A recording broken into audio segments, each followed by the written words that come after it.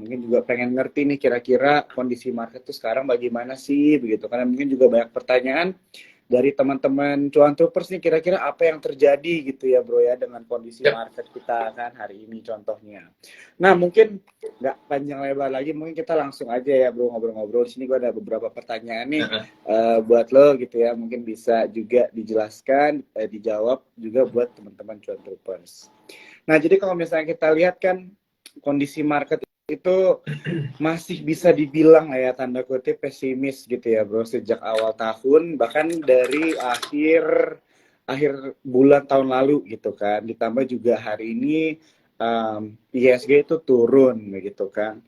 Nah lo melihat nih sebagai pelaku pasar modal dan juga technical analis dari Hot Community, tanggapannya apa nih melihat keadaan sekarang? Sebenarnya ya ini ya, kalau kita lihat dari akhir tahun lalu itu kan sebenarnya window dressing nggak ada, kemudian Januari efek juga nggak ada, jadi praktis market itu cenderung low volatility, low liquidity, jadi semuanya terpantau sepi gitu. Bahkan gue ngelihatnya justru market itu baru mulai rame itu menjelang seminggu sebelum Lebaran sama seminggu setelah Lebaran. Jadi praktis sebenarnya paling enak trading itu sebenarnya minggu kemarin. Kecil ya suaranya ya? Suara gue kecil nggak? Aman. Di gue aman kok. Aman ya, oke. Ya aman. Oke, jadi gue melihatnya memang secara mid term, long term pun ISG memang cenderungnya masih sideways sih. Jadi kita benar-benar belum ada di fase akan bergerak bullish. Cuman kita juga nggak jelek, maksudnya marketnya juga nggak jelek gitu. Dan artinya kita juga nggak mau dibilang downtrend juga enggak. Kita justru cenderungnya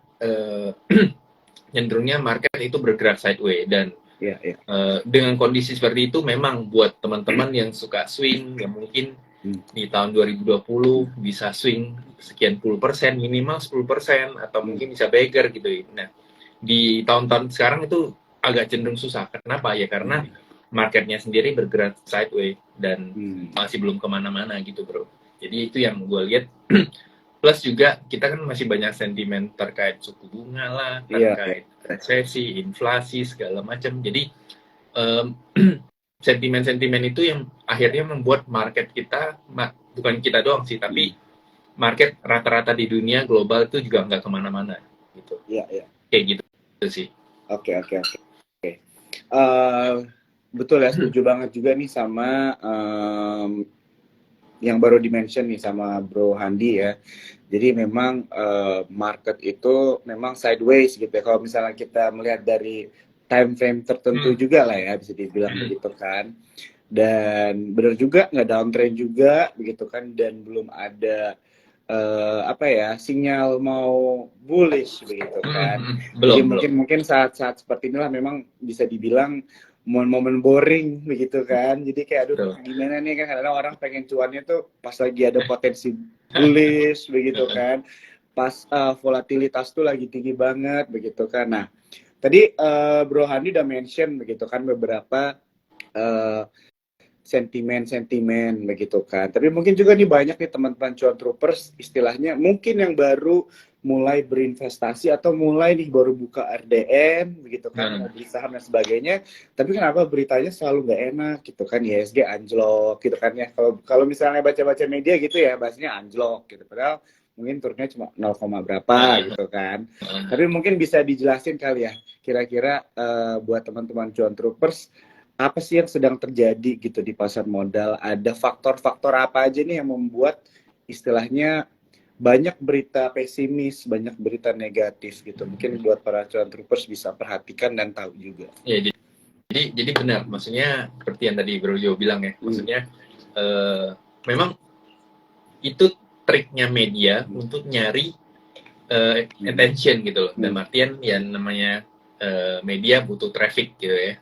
Jadi pasti dengan judul pasti agak lebay, padahal sebenarnya kenyataannya tuh ya market paling turun, ya mungkin ada beberapa kali turunnya mungkin 1%, termasuk hari ini kan turunnya tadi sempat 1,4% gitu, tapi penutupan naik ke 0,76%. Jadi gue liatnya kecenderungan market itu masih tetap bergerak sideways, dan apa yang terjadi di sekarang ya kita balik lagi untuk deket-deket ini ya, maksudnya setelah periode Lebaran untuk khususnya di Indo, terus hari ini juga kita rilisan inflasi kita, kemudian PMI-nya kita, kemudian minggu lalu kan ada rilisan GDP-nya US yang notabene turun 1,1 dari 2,1 kalau nggak salah ya. Nah itu secara global, secara US itu juga memang kecenderungan secara ekonominya mulai melandai, mulai turun ya. Gua nggak berani ngomong itu resesi apa enggak, cuman gua melihatnya yang jelas pertumbuhannya turun gitu. Dan yang dinanti-nantikan untuk market akhir-akhir ini itu adalah terkait FOMC. Jadi FOMC, the Fed meeting ini untuk yang Mei ini akan jatuh pada tanggal 23 waktu Amerika. Yang jelas di kita itu mungkin sekitar tanggal 4 subuh lah. Jadi 4 pagi itu kita udah tahu hasil FOMC. Nah sebenarnya ini udah terprediksi nih dari hasil FOMC ini, itu market tuh mereka pasti akan naikin, possible-nya akan naikin 25 basis point lagi gitu, dan itu diprediksi akan jadi yang terakhir setelah dalam tahun ini gitu. Jadi the Fed yang jelas udah nggak akan agresif, karena apa? Karena dari secara ekonominya mereka juga udah mulai slow down, terus kemudian banyak kasus terkait bank-bank yang related dengan yang berhubungan dengan mereka memberikan fasilitas kredit ke perusahaan startup, mungkin yang berhubungan dengan cryptocurrency gitu-gitu. Jadi itu yang sebenarnya lagi melanda Amerika Serikat. Nah kalau kita lihat, nah balik lagi tadi gue terkait soal the Fed ini, sebenarnya bukan kita bakal ngelihat oh ini 25 basis point, tapi enggak. Tapi kita menunggu, market cenderung menunggu selanjutnya apa. Jadi begitu dia ngomong 25 basis point, oke, kita akan naikin. Itu memang secara market terprediksi. Tapi ekor-ekornya apa? Apa yang akan dikatakan oleh Jerome Powell gitu. Jadi itu akan dinantikan sama mereka. Apalagi kan debt ceiling-nya US lagi tinggi-tingginya. Ini pun juga Yellen sendiri mengatakan kan kalau sampai Juni ini itu kemungkinan ada potensi Amerika itu gagal bayar gitu. Jadi mereka juga lagi menunggu Kongres, lagi negosiasi dengan Kongres untuk menaikkan tingkat debt limitnya mereka, agar mereka itu dengan mereka naikin debt limit, mereka otomatis pemerintah itu bisa menerbitkan obligasi sehingga dapat pinjaman gitu. Jadi itu yang menjadi situasi yang cukup krusial di Amerika. Tapi kalau misalnya kita berbicara di Indo, efeknya apa nih bro gitu. Nah, gue lihat Indo itu justru lebih banyak sentimen positifnya gitu, karena kita lihat akhir-akhir ini inflow kita di market, dan gue juga pernah bikin postingan soal mungkin 2 minggu yang lalu gue bikin postingan bahwasanya ini ISG bentar lagi bakal bisa gerak ke atas gitu. Karena apa?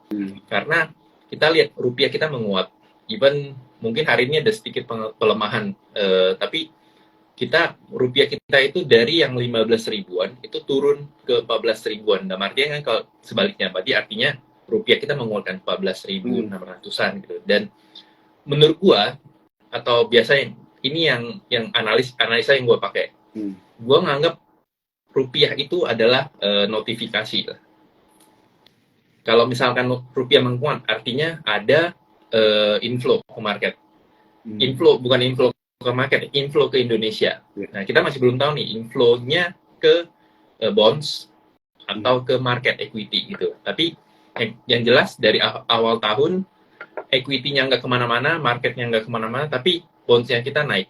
Jadi inflow yang dari luar itu masuknya ke Indo, itu masuknya ke bonds. Sampai sekarang pun masih ada sedikit kecenderungan tuh masuk ke bonds, tapi kalau nggak salah seminggu atau 2 minggu ini sekitar 6T-an masuk ke market. Jadi itu gue melihat inflow kita bagus, cuman memang marketnya masih belum kemana-mana gitu. Dan inflow yang masuk itu bukan abal-abal, dalam artian bukan masuk ke sembarangan emiten atau saham gitu ya, tapi masuk ke yang benar-benar saham-saham penggerak penggerak ISG. This mean kayak BRI, BCA, BNI, Telkom, Astra gitu-gitu ya. Karena di samping itu juga emiten-emiten kita ini kan juga lagi performanya lebih bagus. Banking kita lagi bagus. Kalau di US bankingnya empot-empotan, nah ini berbanding terbalik sama kita. Banking kita justru mencetak laba yang sangat bagus, malah mereka melakukan buyback saham, dan artian secara modal kan mereka gede, makanya mereka melakukan buyback saham gitu-gitu. Jadi secara perbankan kita jauh-jauh lebih bagus dibanding US gitu loh. Kalau kita bandingin ya, itu jelas masih jauh lebih bagus kita gitu. Jadi kita secara ekonomi juga masih aman. Dan kalau misalkan terjadi sesuatu di US yang paling harus kita wanti-wantiin, atau mungkin ini the worst scenario lah yang menurut gue itu adalah ketika perbankan atau banking gedenya mereka kena, entah itu collapse atau apa segala macam, kita nggak pernah tahu. Tapi the worst case-nya mungkin ya teman-teman bisa aware ya. Ini gue nggak menakut-nakuti, cuman ini mungkin jadi ini ada yang bank gede nih yang jadi apa istilahnya di US lagi bakal collapse. Nah kalau begitu itu sampai kejadian, nah mungkin efeknya ke kita itu menurut gua mungkin akan terjadi outflow gitu. Outflow-nya bukan karena kita jelek, tapi karena ketarik dari market global, dari sentimen-sentimen global gitu. Jadi dalam artian di teori pun dijelasin bahwasannya pergerakan indeks itu setiap indeks di satu negara itu saling berkaitan. Nah, jadi kita nggak bisa gerak sendiri, ISG hijau sendiri, yang lain rontok gitu, nggak bisa. Pasti kita akan kena efeknya, karena semuanya saling keterkaitan. Jadi menurut gua, so far kita jauh dari kata jelek ya, walaupun memang marketnya masih belum kemana-mana, dan memang market cenderung sepi, dan orang kayak kebanyakan wait and see, kebanyakan lebih meminimalisir risk-nya gitu. Jadi itu yang gue lihat sih sampai saat ini. Iya. Wah, ini banyak nih informasi ya. Tadi aku berusaha nyatet nih kan, mungkin bisa aku recap. Cuma kayaknya informasinya banyak banget nih ya. Jadi buat teman-teman Troopers ini insightful banget seperti aku udah bilang dari awal tadi ya. Jadi kalau salah satunya tadi aku inget sih lo ngomong tentang ini ya, tentang untuk melihat pergerakan market itu dari rupiah begitu ya, menjadi jadi lah ya. Jadi signal kalau teman-teman belajar signal kalau begitu rupiah kita menguat, berarti itu ada indikasi uang dari luar tuh masuk ke Indonesia. Teman masih belum tahu nih masuknya ke bonds atau ke market gitu. Jadi itu tapi kalau begitu ada indikasi rupiah kita menguat, itu menurut gua itu indikasi yang bagus gitu. Nah, mungkin ini gua tambahin dikit bro. Boleh. Cuman kalau misalnya kita berbicara seminggu atau 2 minggu ke depan, nah ini gue liatnya rupiah mungkin akan ada sedikit pelemahan lah, tapi nggak banyak. Mungkin let's say maksimal di 15.000 pelemahannya. Ya, karena apa? Bukan karena tiba-tiba inflasi kita jelek atau gimana, bukan. Tapi lebih ke penguatan di XY-nya. Kita lihat beberapa hari ini dolar indeksnya menguat, which mean bakal mata uang negara lain termasuk kita juga akan terjadi pelemahan terhadap US dollar gitu. Dan gue lihatnya DXY itu mulai menguat ya. Kemudian kita lihat juga emas juga terkoreksi saat ini ya. Jadi kecenderungan dalam jangka pendek emas yang terkoreksi, otomatis kebalikannya dolar indeksnya bakal menguat gitu. Jadi gue lihatnya mungkin seminggu 2 minggu ke depan mungkin akan ada terkoreksi. Nah, tapi kalau khususnya misalkan lu minta technical secara ISG secara technical ya, gue liatnya ISG itu secara kalau masih di atas 6.770 lah ya, kita ambil 6.770 itu masih cukup bagus. Dan penurunan hari ini sebenarnya gue udah share di grup, gue bilang kemungkinan IHSG bakal terkoreksi karena udah 2 hari, Kamis dan Jumat kemarin nggak bisa lewat nih level resisten itu di 6965, 6963 itu nggak bisa lewat, dan berarti ketika nggak bisa lewat berarti ada potensi untuk dia koreksi. Nah, dan gue lihat koreksinya hari ini, cuman surprisingly koreksi hari ini yang tadinya gue prediksi bisa 2 hari baru nyampe supportnya hari ini, ternyata dibablasin hari ini sekalian. Jadi gue liatnya lebih cepat. Jadi gue sendiri melihat besok ada potensi market kita menguat terbatas lah, menguat mungkin ke level 6920. Nah, bagi teman-teman tadi yang udah belanja, udah ada arahan belanja, ya besok menikmati lah gitu. Wah, iya menarik. Soalnya memang udah ada beberapa, bisa dibilang saham-saham menarik, saham-saham berfundamental bagus merah nih hari ini kan. Iya, betul. Orang-orang udah mulai ancang-ancang juga sih gitu kan. Apalagi kalau misalnya contohnya besok masih merah, dengar masuk gitu kan. Iya, betul. Karena gue lihat market tuh curi start di minggu kemarin di saat orang-orang masih libur. Nah, jadi makanya di minggu kemarin itu sebenarnya minggu yang paling enak untuk trading gitu. Nah, masuk lagi minggu ini. Ini memang secara teknikalnya pun harus koreksi biar sehat juga. Ini masih termasuk koreksi sehat, dan harusnya teman-teman bisa manfaatin saham-saham yang mungkin kalau misalnya teman-teman mau main saham-saham yang penggerak, which mean blue chip segala macam, nah itu bisa dipantau-pantau lagi untuk bisa masuk ke saham yang tadinya ketinggalan. Nah, ini dikasih kesempatan nih untuk masuk gitu loh, untuk trading. Dan kalau gue liatnya, kalau lu tanya bisa trading tuh swing jauh nggak? Gue bilang masih belum bisa, karena marketnya lagi cenderung sideways. Jadi kita pasti tradingnya sesimpel trading, mungkin belinya di support, jualnya di resist gitu. Mungkin untuk nyari rutin, nyari 3-10%, 3-5% itu masih memungkinkan. Masih dalam artian itu bijak lah, lebih bijak ketimbang kita ngarepnya bisa long yang terlalu jauh. Itu menurut gua masih belum saatnya sih. Kayak gitu.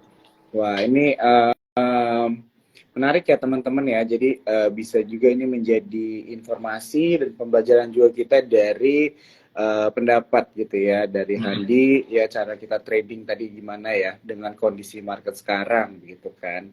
Istilahnya tadi bisa lah ya kalau misalnya range 3-10% atau maybe less than that gitu lah ya, dari beli di support, jual di resist dan sebagainya.